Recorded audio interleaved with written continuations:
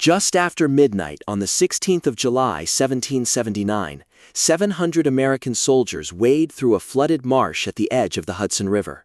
The water is waist deep, the night is moonless, and every musket in the column is empty.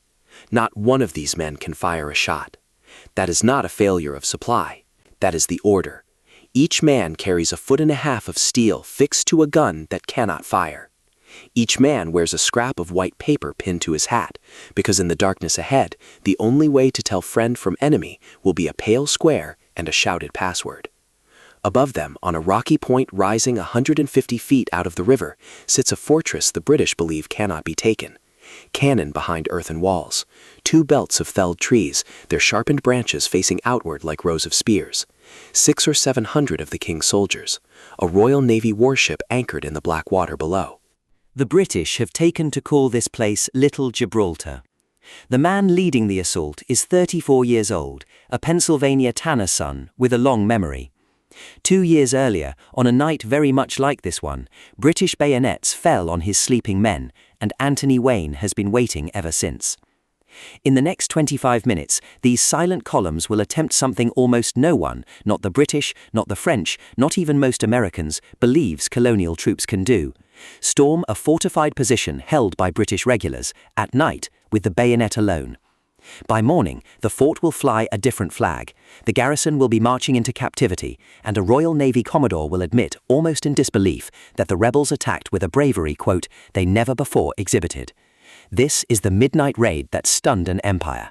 This is Stony Point. To understand why 25 minutes of bayonet work on a Hudson River crag echoed all the way to London, you have to understand the summer of 1779. 4 years into the Revolution, the war in the North has gone quiet, and quiet is dangerous. The Americans, the British Army, sits secure in New York City, supplied by the largest navy on earth. Washington's Continental Army watches from the hills, too weak to attack the city, too important to risk an open battle. Congress is broke, the currency is collapsing. Every month of stalemate bleeds the revolution a little whiter. Sir Henry Clinton, the British commander-in-chief, understands this perfectly. He doesn't need to destroy Washington's army, he needs to tempt it, to pull it down out of the hills and onto ground where British discipline and British firepower can end the war in an afternoon. So at the end of May 1779, Clinton baits the hook. He loads thousands of troops onto ships and sails them up the Hudson River. His target is King's Ferry, the river crossing that connects New England to the rest of the colonies. It is the shortest, safest link in the American war effort. Supplies, dispatches, whole regiments, they all cross here. On the 1st of June, the British seize both sides of the crossing without a serious fight. Verplancks Point on the east bank, and on the west bank, a rocky peninsula jutting half a mile into the river, Stony Point. The American supply line now has to detour 90 miles through the mountains, a detour the British naval commander on the river will boast about in his own words. But that is not the worst of it. 12 miles upriver sits West Point, the fortress Washington considers nothing less than the key to America. If West Point falls, the Hudson falls. If the Hudson falls, New England is cut off from the rest of America, and the revolution can be strangled in 2 halves. Clinton knows Washington cannot ignore this. That is the point. Stony Point is a threat and an invitation, and the British make sure the invitation looks impossible to accept. All through June, engineers swarm over the point. They cut down every tree and weave the wreckage into 2 rings of abatis, walls of sharpened branches, the barbed wire of the 18th century. They dig gun batteries into the rock. On the landward side, there is no dry approach at all, just a marsh that drowns under 2 feet of tide twice a day. On the riverside, the sloop of war Vulture rides at anchor, guns run out. Inside the works, a garrison of 600 to 700 men under Lieutenant Colonel Henry Johnson of the 17th Regiment of Foot, a competent, experienced officer, backed by grenadiers of the 71st Highlanders, American Loyalists, and Royal Artillery gunners. Clinton is so pleased with the result that British officers begin calling the post Little Gibraltar. To underline the message, that same July, British raiders are burning towns along the Connecticut coast, daring Washington to come down and fight for them. Washington refuses the bait. He will not gamble his army on Clinton's terms. But he also cannot let Little Gibraltar stand. Every day the flag flies over Stony Point. It tells the country, and tells France, America's new and skeptical ally, that the King's army takes what it wants, and the Continentals can only watch. Washington needs an answer. Not a battle, something surgical. That answer begins, of all places, with a telescope. Through the first weeks of July, George Washington himself climbs Buckberg Mountain, a mile and a half from the British works, and studies Stony Point through a spyglass. This is not how commanders-in-chief usually spend their time. But Washington has decided that if this thing is to be tried at all, it will be planned down to the last century, and not just observed. American intelligence gets to work. Officers interview local farmers and merchants who pass in and out of the British lines. They map the gun positions. They count the pickets. They learn how the marsh floods with the tide, and according to the reports Washington gathers, even what watchwords the sentries use in the dark. Slowly, a weakness emerges. Little Gibraltar is strongest exactly where an attack is expected, the center, where a causeway crosses the marsh. But on the flanks, where the tide runs deep and no sane column would wade, the abattis stop short at the water's edge. The British have left the back door unlocked. It's just underwater. To walk through it, Washington reaches for a brand new weapon. That June, the Army had formed its Corps of Light Infantry, 4 regiments, roughly 1,300 men, every one of them a hand-picked veteran drawn from the best of the Continental line. Fast, disciplined, and proud, America's first elite unit. To lead them, Washington recalls a general who is actually home on leave, Anthony Wayne. Wayne is a fighter with something to prove. In September 1777, near Paoli Tavern in Pennsylvania, a British force under General Gray had surprised Wayne's division in the middle of the night, attacking with bayonets only so that no musket flash would betray them. Dozens of Americans were killed or maimed in the dark. Some, the survivors swore, while trying to surrender. Americans called it the Paoli Massacre. Whispers blamed Wayne. Stung, he demanded a court-martial and was cleared with honor. But acquittal is not the same as absolution. Wayne has spent 2 years carrying that night on his back. When Washington offers him the light infantry, legend has it Wayne answered that he would storm hell itself if Washington would only plan it. No document proves he ever said it. Every man who served under him believed he would have. The plan they settle on takes the lesson of Paoli and turns it against its teachers. The attack will come at midnight. 2 columns will wade the flooded flanks in total silence. The main force under Wayne from the south, a second column under Colonel Richard Butler from the north. At the head of each column, a forlorn hope, 20 volunteers with axes, whose job is to hack a path through the abattis while the enemy shoots at them. The name is honest. Behind the axemen, advance parties with bayonets fixed, and then the regiments. And the muskets will be empty. The orders are explicit. Not a single loaded weapon in either column. A musket that cannot fire cannot go off by accident and wake the garrison. Whatever happens in the dark, the columns cannot stop to trade volleys. They can only go forward with the bayonet. Only 1 detachment will shoot. 2 companies of North Carolinians under Major Hardy Murphy, planked squarely in the center, in front of the causeway. Their gunfire will be the performance, the noise that convinces the garrison the real attack is exactly where it isn't. To every man, the orders promise rewards. $500 and glory to the first soldier into the works, smaller purses for the next 4. And to every man, a warning. The white paper in your hat, the watchword on your tongue. Nothing else in the dark is a friend. July 15th, 1779, noon. At Sandy Beach, north of Fort Montgomery, 1,300 light infantrymen fall in and march south. They have not been told where they are going. Almost no one knows. Wayne has sealed the operation so tightly that the men in the ranks will learn their target only after dark, hours before they strike it. The route is a punishment. 14 miles in July heat, over Dunderberg Mountain, through defiles and drowned ground so narrow the corps is strung out single file for miles. Wayne will later write that the roads were, quote, exceeding bad and narrow, the mountains high, the morasses deep. There is a reason he chose this path. No British patrol watches a goat track. Around them, the countryside is being quietly sealed. Cavalry sweep the roads. Every civilian the column meets is detained until morning. Even the dogs along the route are silenced, some accounts say killed outright, so that no bark can carry a warning to the river. At 8 in the evening, the van reaches Springsteel's farm, a mile and a half west of Stony Point, hidden behind the last ridge. The men eat. A ration of rum goes down the line. And only now, with darkness falling, are the light infantry told what the army has brought them here to do. Officers move through the companies with the final orders. The white paper goes into the hats. The muskets are checked to be sure they are empty. The forlorn hopes step forward. 20 axemen for the southern column, 20 for the northern. Every man in those two squads can do the arithmetic of sharpened stakes and waiting cannon. They step forward anyway. Somewhere south of the fort lies a detail that Rivertown tradition would polish for 2 centuries. The story of Pompey Lamb, an enslaved man from a farm below the point, who sold strawberries and provisions to the British garrison, and, the legend says, carried the sentry's password back to the Americans. Historians have never been able to verify it. The tale rests on local memory, not military records. But the legend endures because it captures something true about this war. Intelligence flowed to the Continentals from people the British Empire refused to count as people at all. 11:30. The columns uncoil from Spring Steel's farm and move out. Wayne with the main body swinging south, Butler's column swinging north, Murphy's North Carolinians walking straight ahead toward the causeway, the only men on this field with loaded guns. And now the tide betrays the plan. The marsh on the southern flank is supposed to be passable.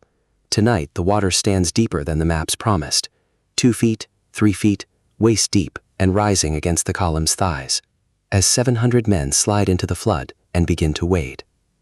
Cartridge boxes ride useless on their hips. It doesn't matter, there's nothing in the muskets anyway.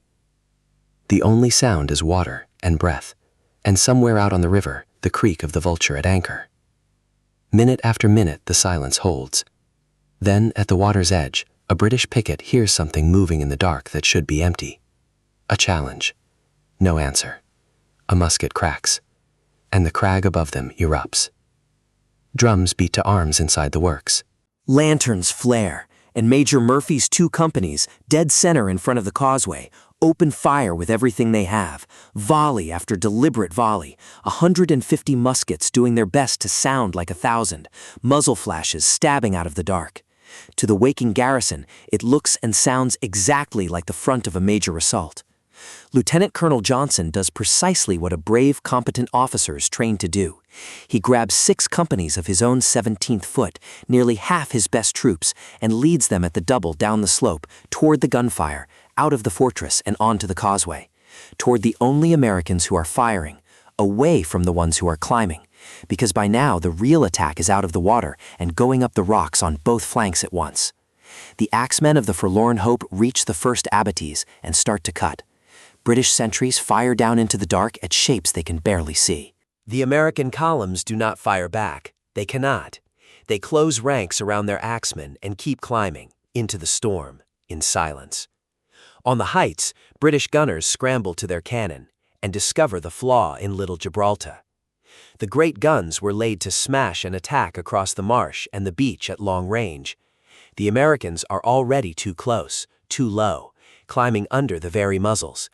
The cannon roar over their heads into the empty night. At the abatis, the columns walk into the worst of it. Musketry pours down the slopes. On the northern flank, Lieutenant James Gibbons's 20 axemen hack at the barrier under direct fire, and 17 of the 20 are shot down before the way is clear. Wayne will name them in his report with something close to awe. The men behind them step over the fallen and keep climbing. On the southern approach, at the second abatis, Wayne himself is hit. A musket ball strikes the general in the head, tears open his scalp, and drops him where he stands. In the darkness around him, the attack wavers for a heartbeat. Wayne, bleeding, half-stunned, is said to have cried out, "March on, boys, carry me into the fort, for should the wound be mortal, I will die at the head of the column." His officers lift him. The column does not stop. Through the cut abatis, over the works, the light infantry come on with the bayonet, and leading them over the parapet is, of all people, a French aristocrat. Lieutenant Colonel François de Fleury, 29 years old, a trained Royal Engineer who crossed the Atlantic to fight for a revolution that wasn't his, who had a horse shot from under him at Brandywine and was wounded holding Fort Mifflin. When Congress first refused him a commission, he volunteered anyway. Tonight he commands the Vanguard Battalion of the Southern Column, and he has personally led the rush up the rocks.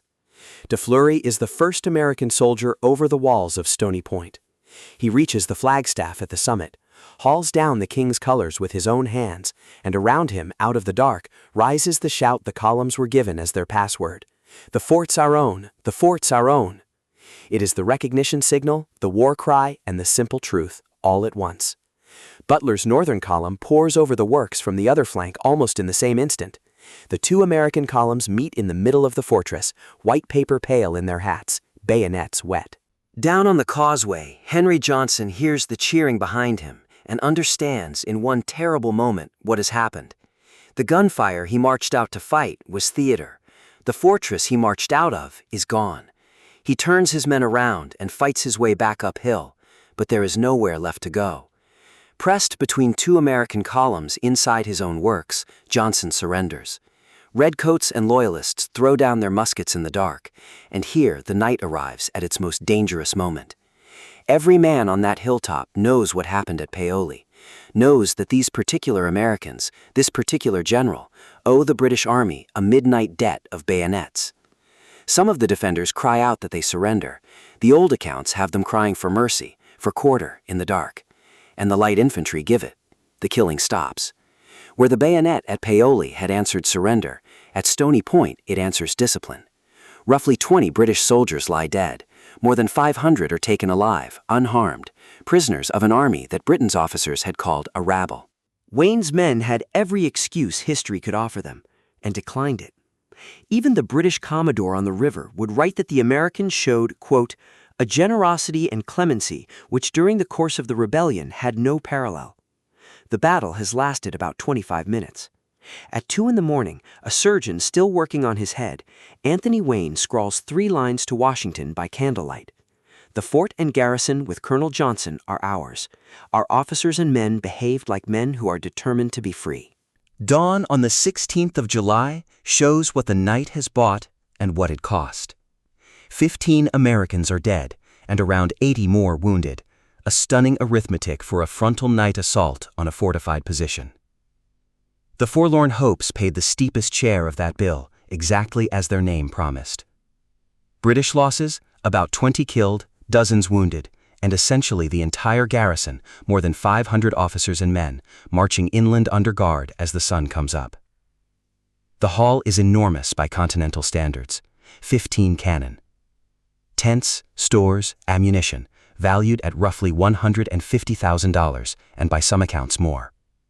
Congress ordered the whole of it divided among the men who took it, as prize money. Wayne's gunners waste no time with the captured artillery. As soon as it is light, they swing the fort's own cannon around and open fire across the river on Verplank's Point, and on the Vulture, which cuts downriver out of range. The plan had dangled the possibility of taking Verplank's next, but the follow-up operation sputters and dies within days. Orders go astray, the artillery bogs down, and the British rush reinforcements up the river. The other half of King's Ferry stays British, and that leaves Washington holding a famous rock he never intended to keep. He rides down and inspects the point with Wayne. The mathematics are brutal and simple. It took 1,300 of the Army's best men to seize Stony Point.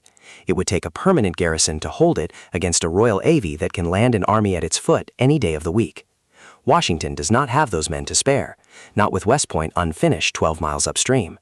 The fort that could not be taken is not, in the end, worth keeping. So the Americans strip it to the bedrock. Guns, stores, even the works themselves, dismantled, dragged off, or destroyed. On the 18th of July, less than 3 days after storming it, the Continentals march away from Stony Point of their own accord. The British reoccupy the smoking point almost immediately, and Clinton rebuilds it stronger than ever, as if to insist the whole affair never happened. But the garrison sits there, guarding a ferry crossing that has lost its meaning, until October, when Clinton, needing troops for the war's new southern theater, quietly abandons Little Gibraltar for good. On a map then, the Battle of Stony Point changed almost nothing. The British held the fort, then didn't. The Americans took it, then left. Within 4 months, the rock belonged to no one but the river again. Which raises the obvious question. If the ground itself meant so little, why did this half hour of fighting land like a thunderclap on both sides of the Atlantic? Why did contemporaries call it the greatest stroke of the war? Because Stony Point was never really about the rock.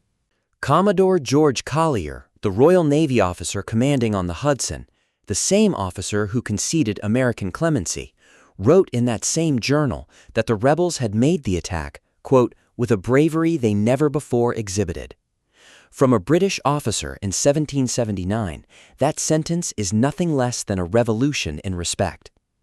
The British press told a different story. Rivington's Royal Gazette, the Crown's paper in New York, assured its readers the garrison had been overwhelmed by Washington's whole army after repulsing them several times, and admitted to only 206 prisoners. The real number was more than twice that. When an empire starts lying about the size of its defeats, you have learned something about the wound. Lieutenant Colonel Johnson, exchanged and stung by whispers, demanded a court-martial to clear his name, and won it, honorably acquitted. The verdict was fair. Johnson hadn't been outfought, he had been outfought comprehensively, weeks before the first bayonet touched the abatis. On the American side, the Continental Congress, a body so poor it could barely feed its army, reached for its rarest currency. In the entire 8-year war, Congress voted only a small handful of gold and silver medals. For this one 25-minute fight, it struck 3: gold for Anthony Wayne, silver for Major John Stewart, and silver for Francois de Fleury, the first man over the wall, the only foreign officer so honored in the whole of the Revolution. De Fleury also claimed the $500 purse for first man into the works. He asked that the money be given to his men. The United States Army's engineers still award a de Fleury medal to this day. The deeper prize was harder to mint. 1 month later, Major Henry Lee copied the Stony Point formula almost line for line. Night march, bayonets, empty muskets, against the British post at Palace Hook, and it worked again. The lesson settled over both armies like a verdict. The Continental soldier, properly picked, trained, and led, could now do the hardest thing in 18th century warfare, and do it with a restraint at midnight that European armies had failed to show in daylight. At Paoli, the bayonet had been Britain's argument. At Stony Point, America answered it, and then, with 500 helpless prisoners standing in the dark, holstered it. Anthony Wayne carried the scar on his scalp, a gold medal, and a legend that only grew, the reckless-sounding nickname history would fasten on him, Mad Anthony, forever colored by the memory of a bleeding general demanding to be carried into a fortress at the head of his column. The muskets that night were empty. The men were not. That is why 2.5 centuries later, the half hour on the rock is still worth remembering. If you think stories like this one deserve to be remembered, subscribe, because the empire is about to be humiliated again, and next time it